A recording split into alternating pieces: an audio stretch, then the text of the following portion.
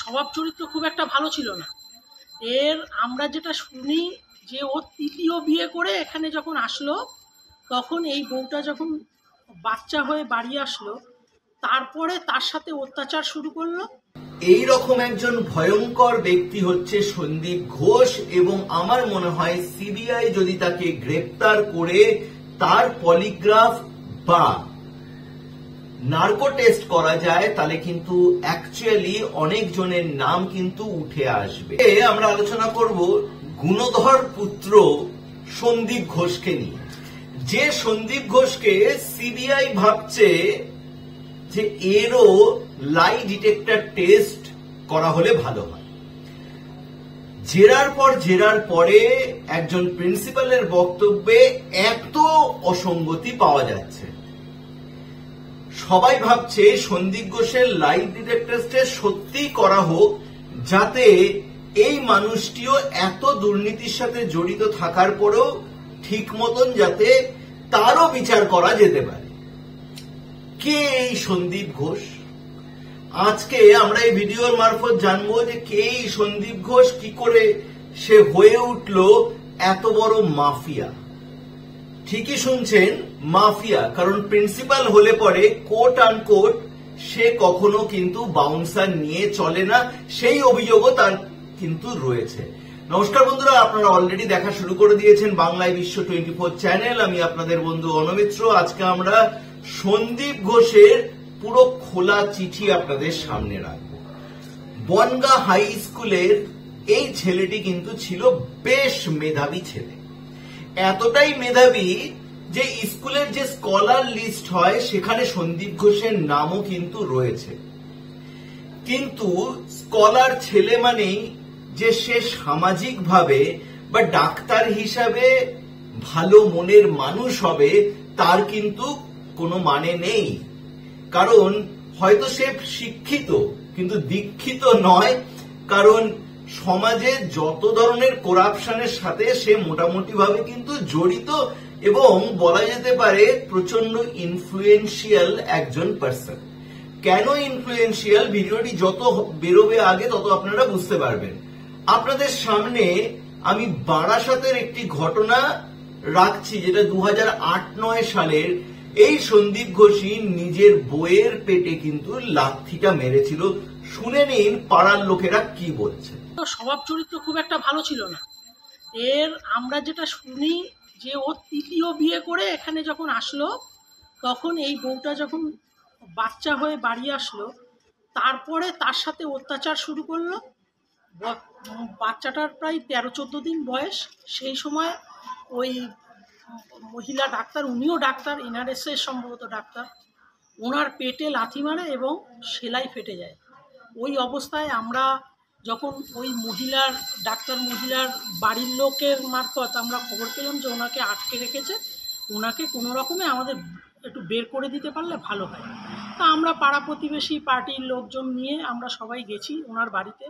ওনার ডাক্তারের মায়ের তো বিচ্ছিরি ব্যবহার, সে কেন ঢুকেছেন মানে কৈফিয়ত দিতে শেষ। তারপরে আমরা ওনাকে, ওই মহিলাকে কোনোরকমভাবে বের করলাম। ওই মহিলাকে একটা জামা পর্যন্ত দিল না, একটা ওই হাউস কোট জড়িয়ে কোনোরকমভাবে বেরিয়ে গেল। বাচ্চাটার জামা কাপড় শুকনো করতে দেওয়া রয়েছে ঘরের ভিতরে, সেখান থেকে একটা জামা নিতে গেল, তার মা, ডাক্তারের মা নিতে দিল না। সেই বাচ্চাটাকে কোনোরকমে একটা ন্যাকড়া জড়িয়ে একটা অটোতে করে সেই মহিলা তার বাপের বাড়িতে চলে গেলেন। এই হলো ডাক্তারের কাহিনী। এখন শুনলেন তাহলে এই গুণধর মানুষটি। এখন সেই এস ঘোষকে বারাসতের মানুষরা এবার অ্যানালিসিস করে বুঝে গেছে, মেডিকেল রিপ্রেজেন্টেটিভের সাথে কথা বলে তারা বুঝে গেছে যে এই ছিল সন্দীপ ঘোষ। অনেকে বলছে তৃতীয় বিয়েতে তার এই ঘটনা ঘটেছিল, সেটা ছিল তার একটা পাস্ট, এবং সে বেসরকারি একটি কলেজে বা একটি হসপিটালে কাজ করতো, এরকম শোনা যায়। সন্দীপ ঘোষের উত্থান হচ্ছে কোভিডের সময়। 2021 সালে এই সন্দীপ ঘোষ কিন্তু ন্যাশনাল মেডিকেল কলেজের ছিল হচ্ছে ভাইস প্রিন্সিপাল, এবং তাকে অ্যাপয়েন্টমেন্ট করে নিয়ে আসা হয় আরজি করের প্রিন্সিপাল হিসাবে। এবং এর পরের থেকে সন্দীপ ঘোষের এরার শুরু 2021, 2022, 2023। 2023-এর মে মাস আসতে আসতে তার বিরুদ্ধে অভিযোগ এতটাই ওঠে যে স্বাস্থ্য মন্ত্রক তাকে কিন্তু ট্রান্সফার করে। তার বদলে সেখানে একজনকে অ্যাপয়েন্ট করে গভর্নমেন্ট, তার নাম ছিল ডক্টর সনদ ঘোষ। 2023-এর মে মাসে এই সনদ ঘোষ যখন সেখানে প্রিন্সিপালের দায়িত্ব নিতে চায়, তাকে প্রিন্সিপালের ঘরের চাবি দেওয়া হয় না, রুম লক করে রেখে দেওয়া হয়। এবং কারা লক করছে?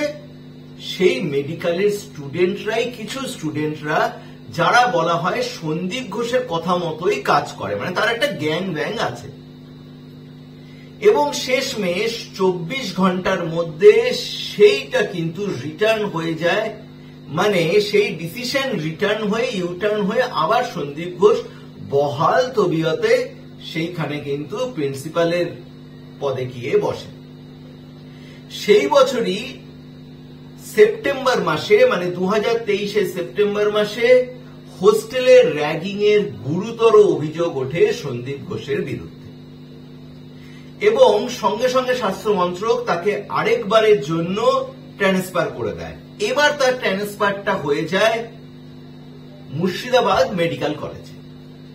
মুর্শিদাবাদ মেডিকেল কলেজে সন্দীপ ঘোষ কিছুদিন ছিল, কিছুদিন মানে তার প্রভাব প্রতিপত্তি এতটাই যে 21 দিন, একদম হাতে গুনে 21 ডেজ পরে এই সন্দীপ ঘোষ আবার ব্যাক করে কিন্তু আরজি করের প্রিন্সিপাল পদে এসে বসেন। এবং বলা হয় যে এই 21 দিনেও কিন্তু বিভিন্ন ধরনের প্রোটেস্ট চলেছিল। আপনি ভাবুন যে কোনো মানুষকে বারবার কামব্যাক করানো হচ্ছে, সেখানে সত্যি কি মানুষের তার উপরে কোনো সদিচ্ছা? এই গোটা ঘটনা থেকে আপনাকে একটা জিনিস বুঝতে হবে, বারবার যখন তাকে রাজ্য সরকার কামব্যাক করিয়ে আনছে কেন?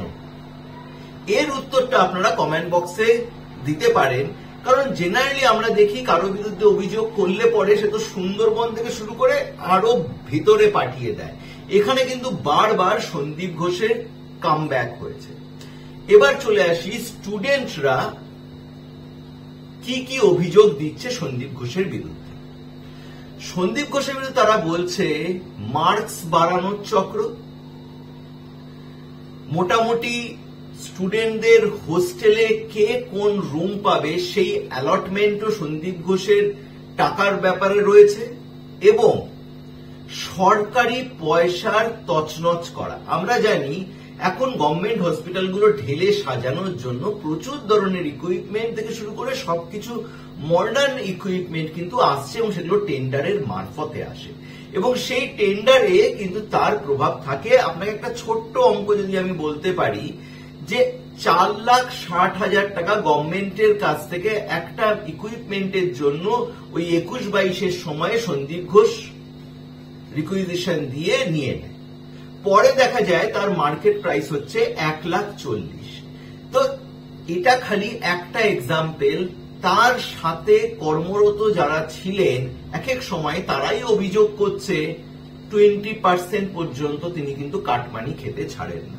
তার নেক্সাস এত বড় বিশাল যে তিনি সেলিব্রিটি নয়, কিন্তু তিনি বাউন্সার নিয়ে হাঁটেন এবং তার সাথে তারই কলেজের কিছু ছাত্র কিন্তু সবসময় তার সাথে তাকে ঘিরে থাকে। এবং এই অভিযোগটা কোনো ফলস নিউজ নয়, এর বাইট কিন্তু অলরেডি দিয়ে দিয়েছেন তার সাথে কর্মরত এক ব্যক্তি।